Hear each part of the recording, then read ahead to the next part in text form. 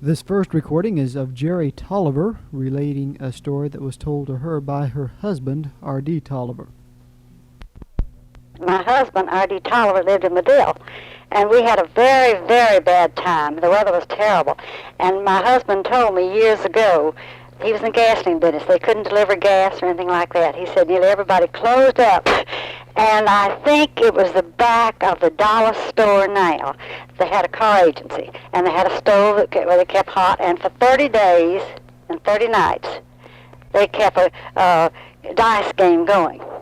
And my husband, at the end of the month, he was a bachelor, and at the end of the month, he had won $800 and a stove, and he didn't even like to gamble. I'm not sure. There are some people here who might remember it. Grady Neal might, and Marcus Carter might. They were living in Marshall County at that time. And that story is about the winter of 1929 and 30. Next, we have an interview with Robert Owen, a rather lengthy interview. Robert Owen is one of the earlier pioneers of the Woodville area in southern Marshall County.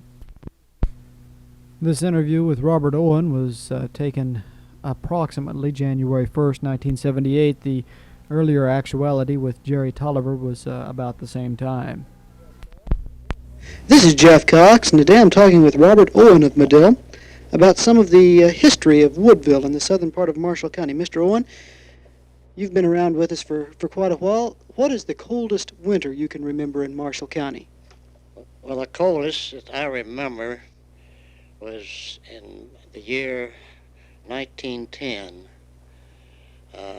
We had snow for 2 months or more, and it was sub-zero weather. How cold it was, I don't remember, but I do remember hearing them say that it was below zero for several weeks, and ice, snow drifts as high as 6 and 8 feet along the fence rows. And as I say, I don't remember just what the lowest degree of weather we had, but it was, according to best memory I have, it was below zero for 3 or 4 weeks. Did the weather create any special problems on rivers and roads and things? Not a whole lot. Of course, there wasn't too much traveling back in those days. Everyone traveled horseback or in buggies or wagons, and the people just didn't pay too much attention to the weather then. I do remember, I believe it was in 1910, Red River froze over, and there never was too much water there during the winter and summer months. In springs, why, the river got bank full, and we had, I remember the big flood we had in 1908. At some spots the river was 10 to 15 miles wide in certain bends of the river. But this year 1910, I believe that was a year, Red River froze over, and there was the channel wasn't over about 20-25 feet wide, and the rest of the river was just a big sandbar. And a bunch of kids came up to the house, and I got my dad's, he had a Ford Roadster at the time, and we sneaked it out and drove it down to the river, which was only about a mile from Woodville. And we got out on the sandbar and get a running shot at it and hit the ice and skid down the river 100 yards or more, and then we'd drive back on the sandbar, and we thought we were having a lot of fun, which we were. It was quite a sport for us at that time. But as far as any hardships and things, I don't remember people having hardships back in those days. It was, they just took it in stride. Okay, now you were born in Texas, you said. When did you move to Woodville? I was born in Preston Bend, Texas in October 1899, and my father and family moved to Woodville in 1900. That was the year that the railroad was being built through Woodville, and he moved across the river so he could be on the railroad. And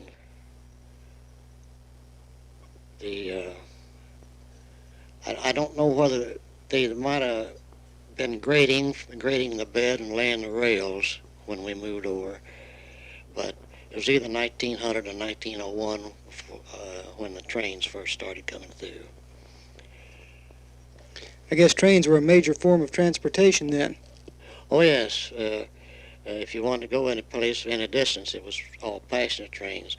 It used to be as many as 6 passenger trains run through Woodville and Kingston, Medill a day. 2 in the morning, 2 in the afternoon, and then 2 at night.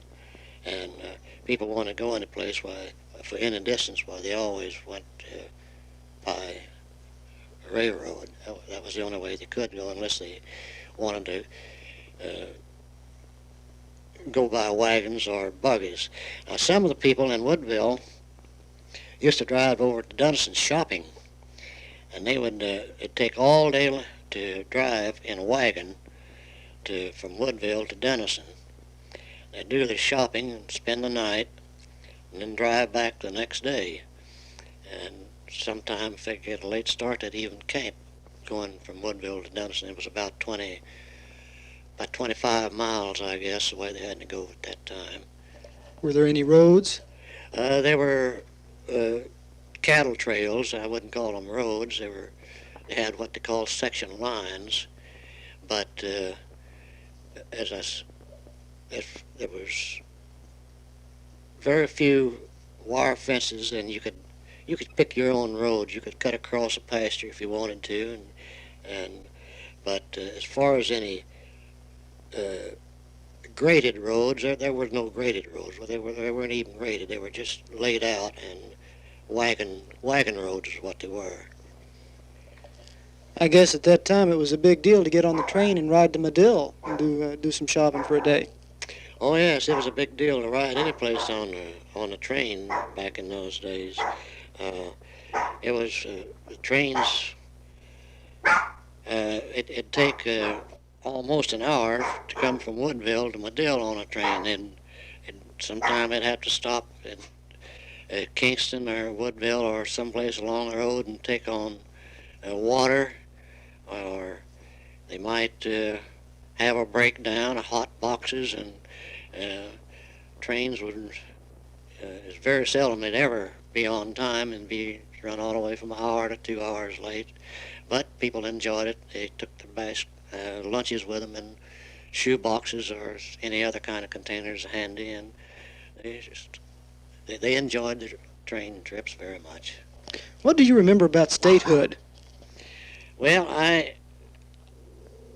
remember it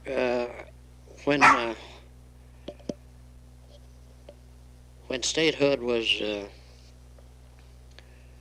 when it went into effect in 1907.